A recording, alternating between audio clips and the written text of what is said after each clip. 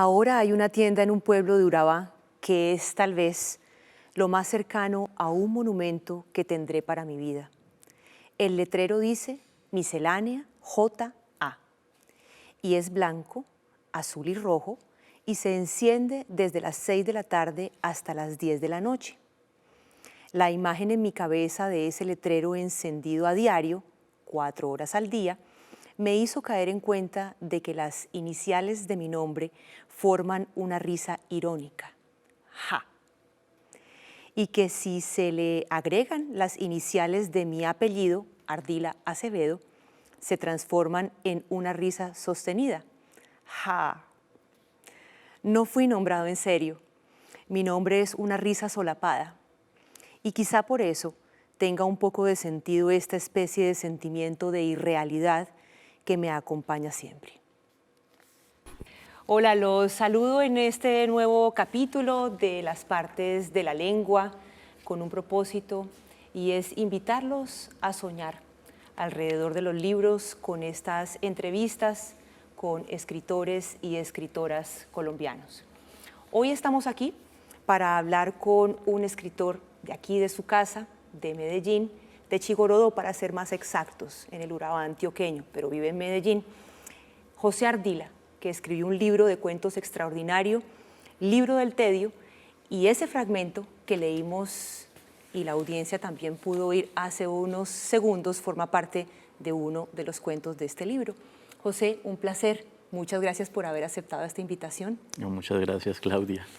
Qué delicia. Hacía mucho tiempo que teníamos pendiente este encuentro. Sí, ¿cierto? Sí, en otras circunstancias, pero bueno. Sí, así es. Qué rico que sea aquí. Pues bien, este pequeño negocio, que es el cuento que tiene el fragmento que acabamos de leer y la audiencia también de oír, como lo decíamos también, es uno de los cuentos de Libro del Tedio.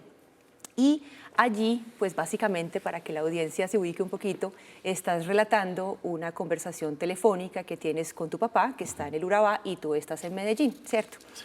Pues bien, este pequeño negocio, como otros cuentos que hay en este libro, no sé, Las formas de la espera o Vida a pico, como por citar unos pocos, tienen lo que yo percibo como en 3 elementos fundamentales. Humor negro, siento que también hay crudeza, y también creo que hay una profunda ternura en tus narraciones, en estos cuentos. Quiero preguntarte, José, si tú también estás de acuerdo con esas 3 características.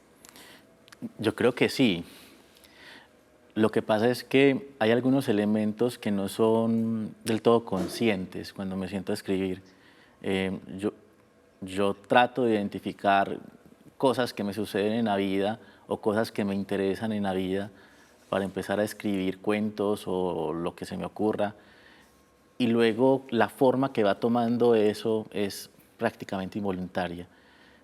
El humor, por ejemplo, es involuntario. Yo no busco un efecto cómico, pero sé que hay un efecto cómico porque es una lectura recurrente de la gente que me ha leído. Y yo creo que tiene que ver con la distancia. Como yo escribo sobre todo de asuntos muy cercanos a mi biografía, creo que el humor me permite tener la distancia justa de esas cosas y contarlas y volver a la literatura. Hablemos de la ternura que yo percibo allí. Es que tiene que ver también con el amor que tengo por esos personajes. Ana, por ejemplo, se parece mucho a una Ana de mi vida, que todavía es muy importante para mí. Entonces es inevitable que ese amor o esa ternura que vos percibís se filtre también en los textos. O mi papá.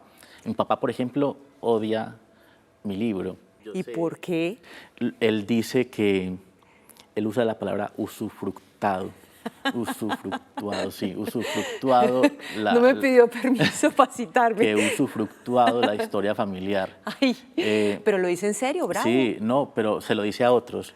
Pasa como con el cuento. Como con el cuento de la hermana. Sí, que no es capaz de tener una discusión directa conmigo, entonces me entero por otro lado de que está enojado.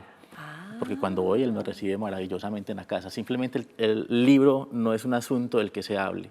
Entonces, yo creo que ese cuento es una carta de amor a mi padre.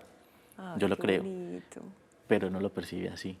Él lo percibe de otra forma. Mm, Entonces, la ternura, que es que finalmente hablar de la gente que uno odia resulta más fácil a veces que hablar de la gente que uno ama. Es que el odio es un estímulo creativo. sí, Sí. sí, es cierto. La locura de mi abuela, Alba, fue la muerte. La locura de mamá, Livia, fue la del amor. Dices en un cuento que titulas en este libro que se llama Tres jardines. Entonces quiero preguntarte, José, ¿cuál es tu locura? Ay, esa pregunta está muy difícil. Yo sé Yo, que para ti no hay nada difícil. no, yo creo que yo tengo una fascinación por las historias que acontecen a mi alrededor. Entonces, mi locura es tratar de encontrar esas historias. Y como yo no tengo una vida estimulante, yo no soy un aventurero, no soy un trotamundos, yo no visito ciudades constantemente, mi locura fundamental es esa, la de encontrar historias para contar. Es una Puede ser la obsesión. obsesión, Sí. puede ser, sí.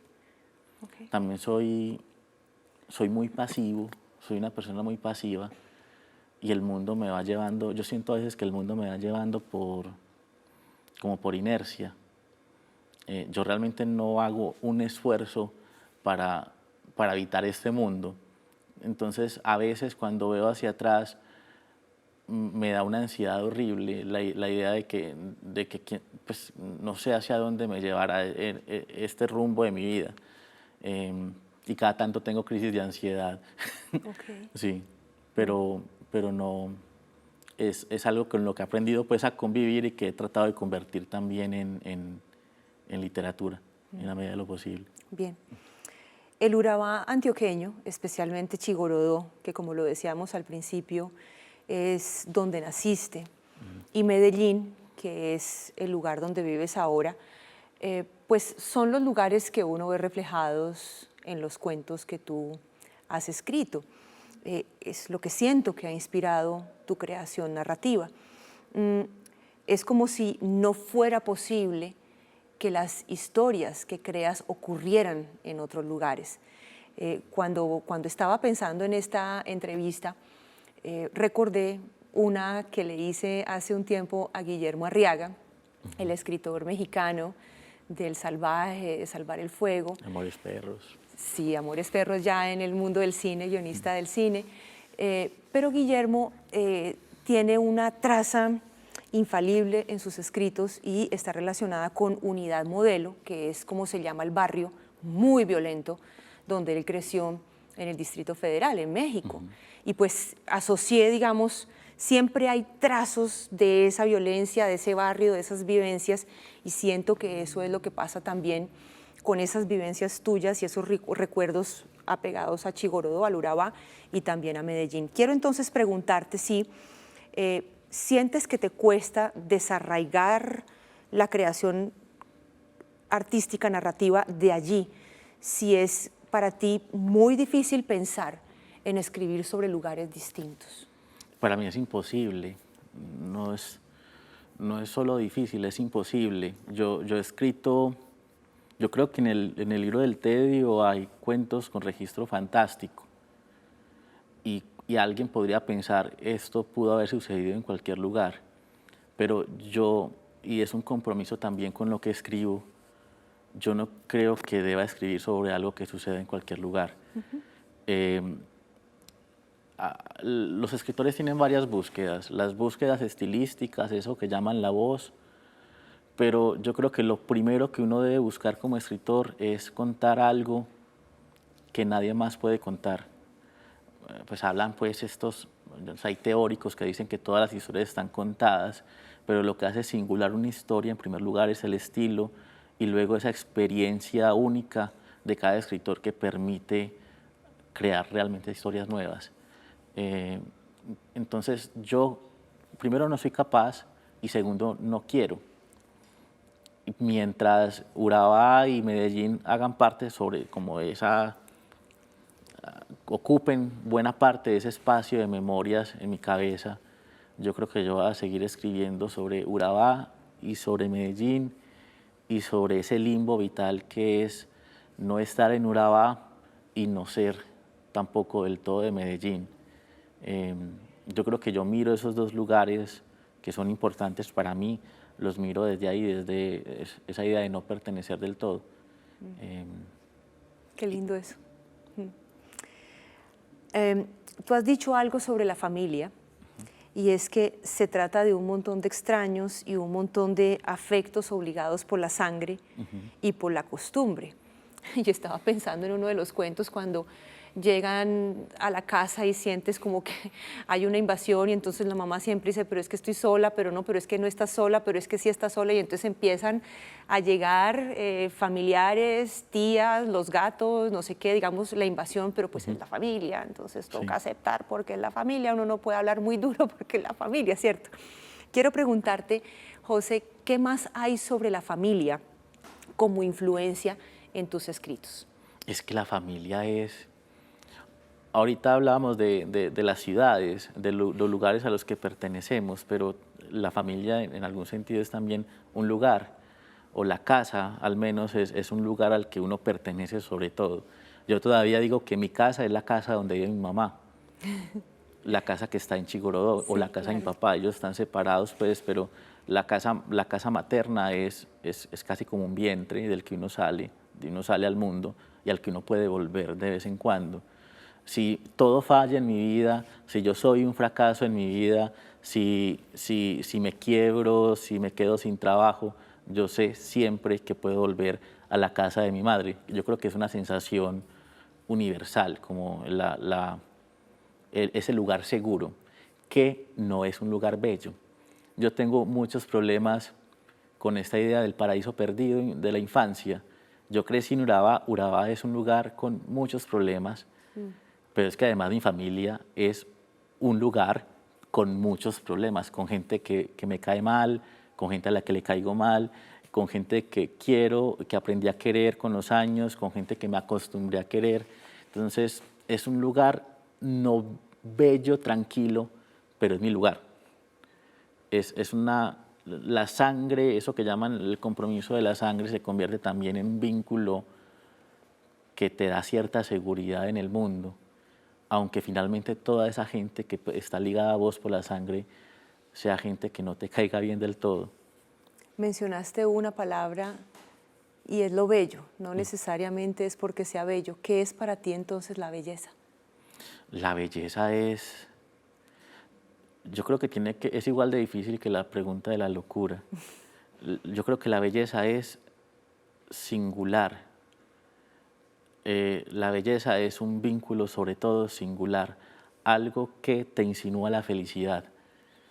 Es algo efímero, es algo único, o sea, en la medida que es algo que surge de una relación única de vos con eso que consideras bello, y es algo que te insinúa la felicidad en el mundo, como que te recuerda que es posible ser feliz, y dejas de verlo y ya, pero puedes volver, sobre todo, puedes volver a mirar. Ay, José, ¿cómo hablas de bonito?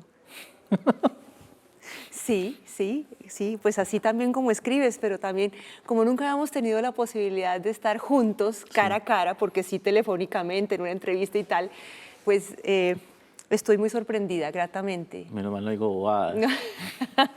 También digo muchas las bobadas las podemos editar, no, esa es la pero es ventaja. que yo digo sobre todo bobadas, entonces este es el momento en el que estoy diciendo tantas bobadas. Estás diciendo cosas muy inteligentes. Ah, bueno, en Twitter siquiera dices muchas bobadas, ahí sí hay que decir.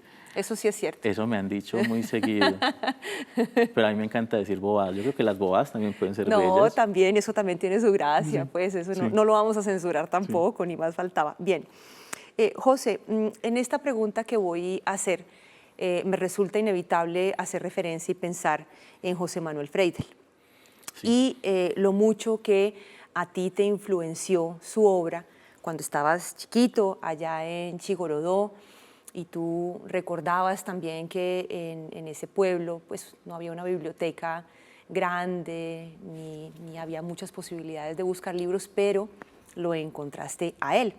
Y es importante también decirle a la audiencia que José quiso ser actor de teatro antes de volverse escritor. Por eso estoy relacionando todo para llegar a lo que quiero llegar. Bien, en una entrevista tú dijiste, me pareció en algún momento que no había mucha diferencia entre un monólogo teatral y un cuento en primera persona, cierro comillas. Entonces te tengo una propuesta. Eso es como cuando le piden a un cantante que cante a capela, ¿no? ¿No te vas a asustar? Ya estoy aterrado. No, empiezas a hacer cara de niño otra vez como, ay, no, que viene, que viene. No, tranquilo, tranquilo, todo está bien. Lo que quiero proponerte es si te animas a crear en este instante para esta audiencia un párrafo teatral o un párrafo de un cuento que nos relate algún recuerdo de Chigorodó. Puedo contar una historia que siempre he querido escribir sobre Urabá y que no he sido capaz de escribir y que tal vez no he encontrado la forma adecuada de escribirla. Nosotros teníamos como vecinos a un chimpancé que se llamaba Pacho y nunca supimos de dónde salió el chimpancé, nunca supimos de dónde vino Pacho. Simplemente apareció en el barrio y como el barrio estaba rodeado de patios con árboles, el chimpancé se paseaba entre un patio y otro y vivía sobre todo en una casa vecina que estaba abandonada. Y el chimpancé se convirtió poco a poco en un problema para todos los vecinos, porque se metía a las cocinas, robaba comida, era agresivo, desvestía a las niñas.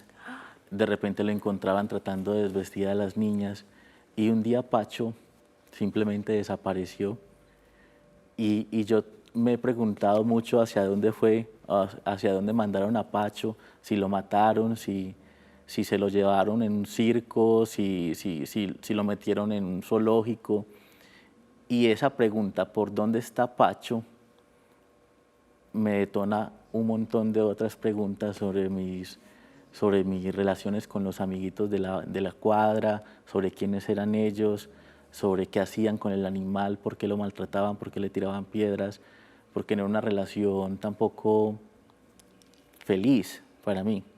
La relación con esos amiguitos de la cuadra yo era un niño raro y por eso también decía que la infancia no es un lugar feliz o un paraíso perdido para mí, porque yo era un niño raro en un pueblo y los pueblos son fundamentalmente violentos con la diferencia.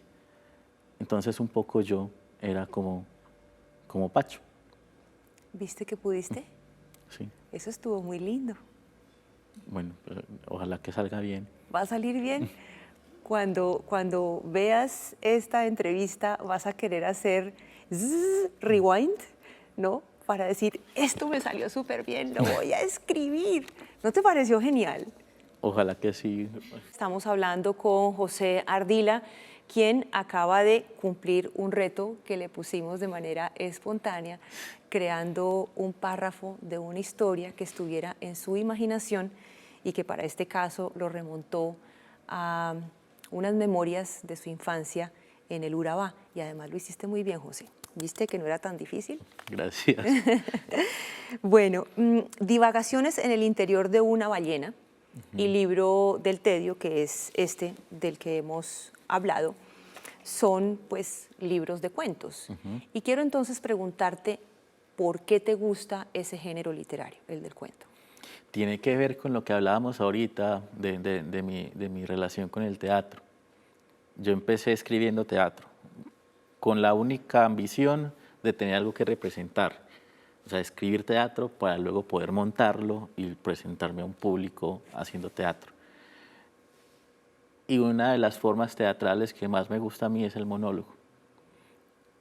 Entonces, cuando yo me vine a vivir de Chigorodó a Medellín, por mi relación con la biblioteca, por mis lecturas, por los talleres literarios a los que asistí, me di cuenta de que el monólogo teatral tenía una cercanía con las historias en primera persona, con los cuentos en primera persona. Entonces fue casi que un tránsito natural. Y yo creo que en este libro hay textos que funcionan perfectamente como monólogos teatrales, que los escribí con la misma ambición con que escribía monólogos en Chigorodó, o sea, con todo lo que buscaba era que sonaran, que sonaran y que pudieran sonar bellos si un actor los representaba en escena.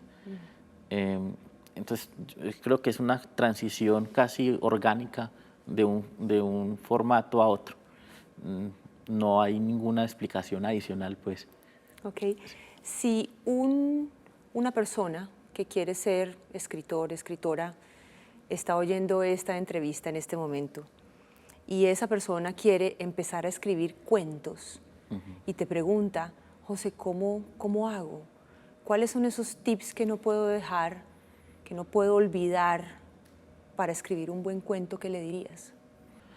Yo todo lo que puedo recomendar, porque no estoy de acuerdo con que un cuento deba hacer esto o lo otro, es encontrar eso de lo que hablamos ahorita, eso que cada escritor tiene para decir y punto. Y a partir de ahí empezar a jalar y a conectar. De resto es una cosa de lecturas, de encontrar dentro de la oferta amplísima de cuentistas que hay en la literatura, encontrar ese escritor con el que resuena, con ese que se parece, ese que puede decir algo que se parece a lo que yo digo, ese que me seduce por el estilo, ese que mira distinto, que mira de una forma que es atractiva y tratar en un primer lugar de imitar. El aprendizaje en escritura es sobre todo un ejercicio de imitación constante. Lo que pasa es que luego uno va sumando lecturas y autores, y esos autores son tan distintos unos de otros que uno imita a este y a este y a este, o imita un elemento de esto, un elemento de aquel y un elemento de aquel, y combinados parecen como si fueran originales. Hasta que encuentra la voz propia. Sí. ¿Y quién es ese o esa que reúne esas características de fascinación que hace que a un escritor le den ganas de imitarlo?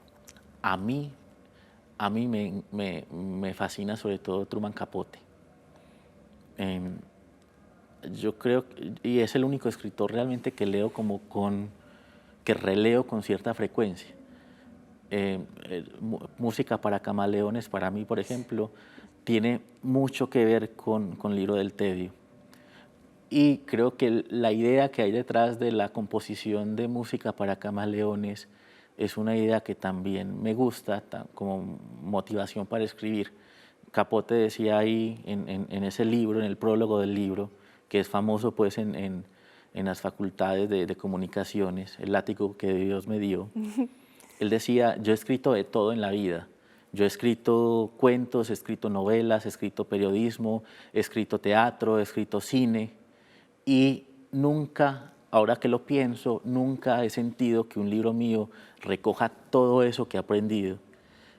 Entonces él se propuso en Música para Camaleones tratar de recoger todas esas cosas que había aprendido escribiendo tantas cosas distintas, y por eso el libro es como un híbrido raro entre libreto teatral y guión de cine y cuento y perfil periodístico. Y mi recorrido ha sido muy heterogéneo también. Yo escribo teatro, escribo cuento, he escrito periodismo, ahorita estoy escribiendo cine, y esa idea de condensar en un texto, que es una pretensión, no es algo necesariamente que se realice, pero es una pretensión que me ayuda a escribir. Esa pretensión para mí ha sido muy útil. ¿Y el periodismo, ya que estudiaste también esa carrera, te ha servido? Sí. De alguna o muchas maneras para concretar esto que haces también desde la ficción? Claro, varios cuentos de acá son perfiles que tienen ficción, entonces ya no pueden ser periodismo, pero están escritos con las mismas técnicas que aprendí leyendo los perfiles que me gustaban, los perfiles de Leila, los perfiles de Capote, los perfiles de Gaitalés. Esas técnicas que aprendí leyéndolos están también en varios cuentos, están usadas también para retratar a varios personajes de mi vida, personajes que quiero o que me caen mal o que me interesan para escribir. Si tuvieras que escoger, ¿qué decidirías, la ficción o la no ficción? La ficción. y también lo digo con mucha frecuencia, yo soy muy mal periodista por mi tentación permanente a inventar. Entonces yo no puedo ser, y cuando he sido periodista he sufrido mucho, por muchas cosas, porque periodismo no es solo escribir bien. Hay grandes periodistas que escriben realmente muy mal, o sea, su cualidad no está en la escritura. Como una cierta hambre de contar historias, de encontrar la verdad, de encontrar los datos, de verificar, que yo no tengo. Yo no encontré esto, mejor me lo invento. Yo voy y le pregunto a mi mamá un detalle para escribir un cuento, pero le pregunté en esos días por Pacho o por Juancho, que es otro personaje también del que escribí un cuento hace poco, pero yo no tengo la voracidad que tiene un periodista de investigación, por ejemplo. Entonces prefiero la ficción por la libertad que me da. Ok. Leí hace poco que tienes lista una novela. ¿Qué nos puedes contar? Yo creo que es una farsa de 3 personajes y de nuevo tiene que ver con el teatro. Es la historia de 2 amigos que se conocieron en la juventud, empezaron a vender cachivaches como orientales, incienso, estatuas doradas de Buda, empezaron a vender en Medellín todo lo que se les atravesara que pareciera oriental, y eso se fue convirtiendo poco a poco en algo más serio y terminaron fundando una religión. Ok. A mí el personaje del farsante, creo que también es una actitud vital. Yo no sé, yo nunca estoy del todo convencido de mis méritos. Ese lugar común, pues, del síndrome del impostor es algo que para mí es real todo el tiempo, y que también me permite tener los pies en la tierra, como que yo debo trabajar para probar que, debo trabajar más para probar que merezco esto. Y en la tradición teatral, en la literatura, hay una larga lista de impostores que me parecen personajes literarios fascinantes. Este Carrer tiene un impostor real, una biografía, ¿cómo se llama? El El adversario. adversario, sí. Pero también Tartufo, de Molière, en el teatro francés hay un montón de impostores. Shakespeare tiene un montón de personajes que se trasvisten, que fingen ser otros para lograr algo. Y creo que esta novela responde un poco a esa obsesión que no era consciente hasta que empecé a escribirla. Eso es un poco como Tolosa, Como el Tolosa. personaje del cuento del libro del tedio, Sí, ¿cierto? que es un impostor involuntario. No, o sea, es que es increíble lo que le pasa.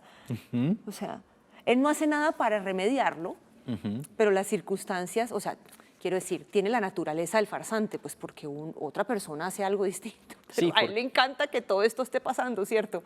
O sea, el farsante finalmente es eso. sí, se va acomodando. Hay farsantes que son maestros del engaño. Entonces, tienen un repertorio de técnicas para engañar a otros y es algo consciente. Y hay otros farsantes que son los que más me parecen divertidos, que son farsantes a pesar de su propia voluntad. O sea, la vida los va llevando a una serie de engaños involuntarios.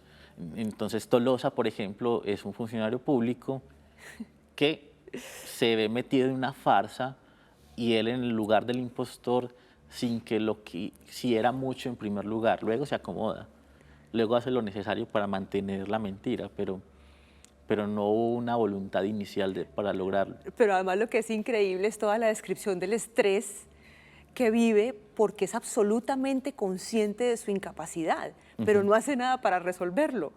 Que es para mí como funciona. O sea, a mí me puso a mucho. sudar. O sea, es decir, si yo me meto a la cama siendo Tolosa, o sea, no podría tener vida. Pero él finalmente logra hacer la vida con esa farsa. Y es para mí la forma en que funciona el monólogo interior de muchos funcionarios públicos. Es como, ¿qué haces? Vos sabés, o sea, a mí me ha tocado, con el primer libro, Divagaciones al interior de una ballena, que fue escrito con una beca, tuve una serie de encuentros desafortunados con un funcionario público, que era como mi interventor, y el cuento, este Tolosa viene un poco de allá también. Ah, ok. Y en mi cabeza yo era, este señor debe saber que es un incompetente. lo debe saber, es imposible que no lo sepa. Y yo creo que se acuesta todas las noches sabiendo que es un incompetente, sino que ha moldeado tanto su personalidad que convive con eso todo el tiempo.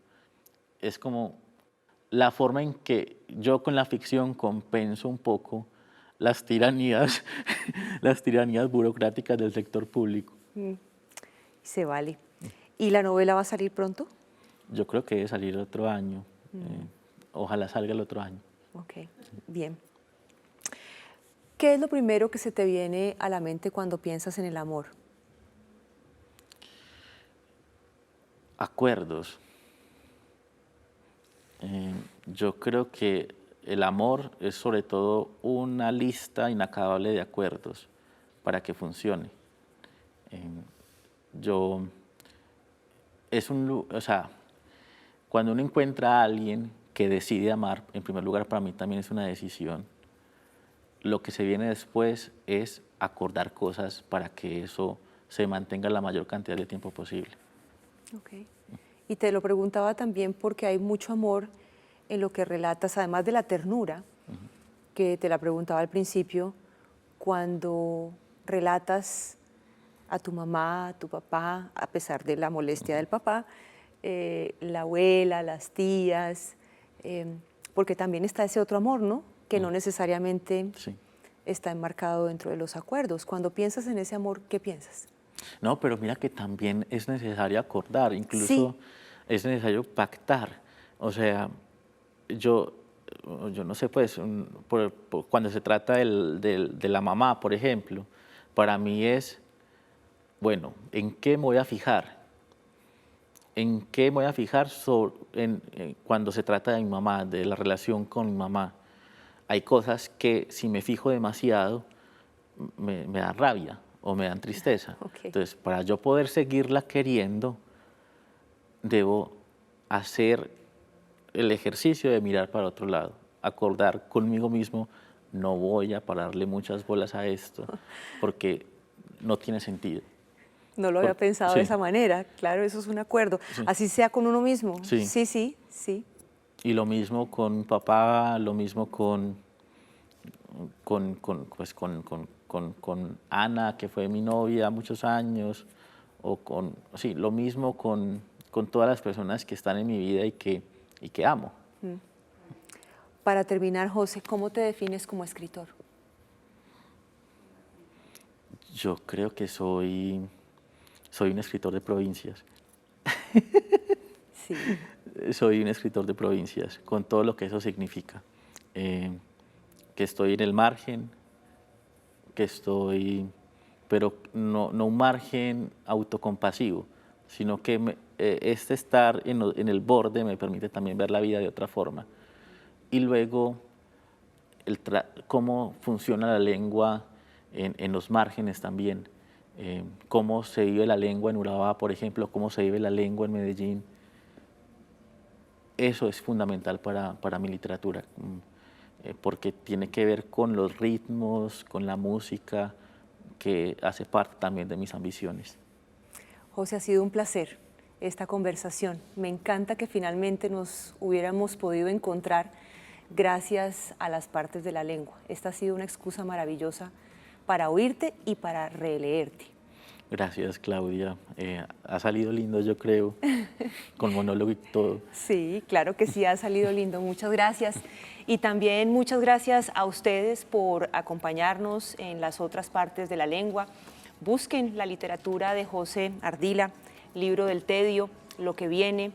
Él es de acá, él es de Antioquia, él es de nosotros, él es de ustedes. Nos vemos entonces en la próxima. Gracias a todos.